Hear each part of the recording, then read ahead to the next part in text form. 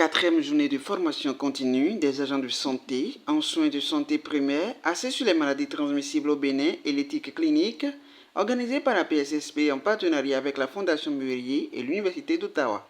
Les participants ont bénéficié de deux différents modules de formation. L'un sur l'hépatite, le contexte, les modes de transmission, les personnes à risque, les stratégies et l'autre sur les soins palliatifs. Des ateliers animés par le médecin généraliste Maud Perrache. C'était ce jeudi 23 novembre 2023 à Bénin Royal Hôtel de Cotonou. Oui, dans le fond, moi, je viens d'animer un atelier sur les soins palliatifs. Donc, c'était vraiment une introduction à la pratique de soins palliatifs. Donc, les principaux concepts, fondements. On a mis l'emphase aussi sur la gestion de la douleur et puis la gestion des symptômes palliatifs.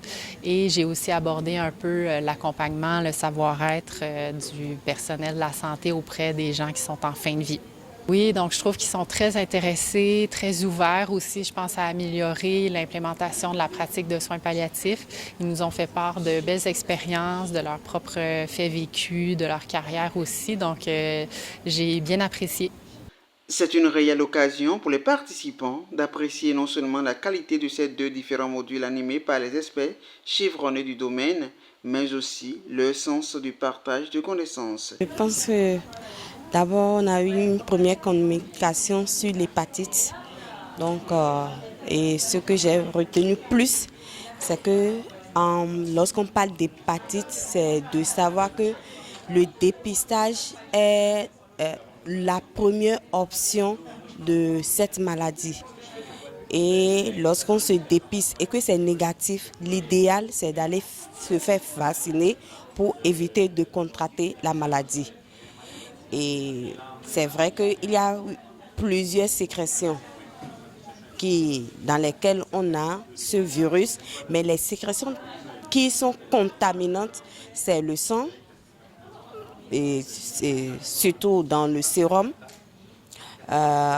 c'est les urines, c'est dans les urines, dans le liquide spermatique, et aussi de la mère à l'enfant. Donc, bon, autant de choses sur cette maladie. C'est vrai qu'on le savait, mais qui nous a encore plus relancé.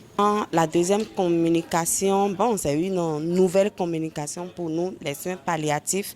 C'est vrai que depuis quelque temps, moi, j'entends parler des soins palliatifs. Il y a même des collègues qui sont en formation, qui sont en train de faire le master par rapport à ça. Mais pour moi, c'est que c'est uniquement la fin de vie. Mais ce soir, j'ai eu plus de notions qui me disent que c'est plus une personne qui traîne une maladie qui va l'amener en fin de vie. Donc, au fait, c'est genre un paquet de soins qu'on apporte à ces gens de malades.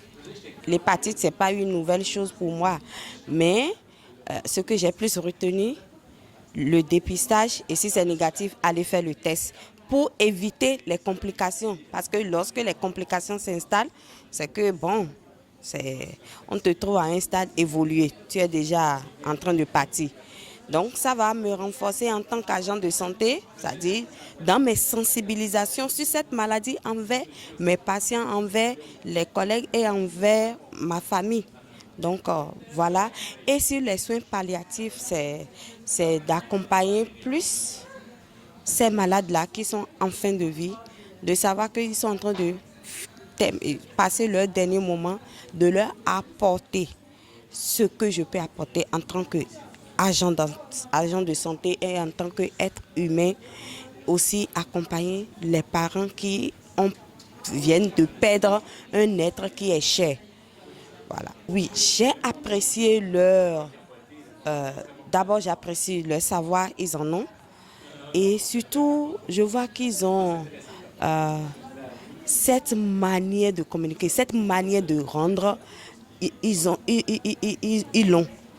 Vous savez, on peut venir du matin jusqu'au soir, avec eux, on ne s'ennuie pas. Ils ont cette capacité de rendre et la manière avec laquelle il faut le rendre, ils savent le faire. Donc, je les remercie beaucoup.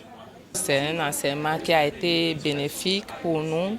C'est vrai qu'il y a des thèmes qu'on connaissait déjà, mais on nous a approfondi un peu les choses Donc, par rapport à l'hépatite, ils nous ont dit parler de voies de transmission, de la vaccination et du dépistage et tout ça là. Donc, c'est un échange.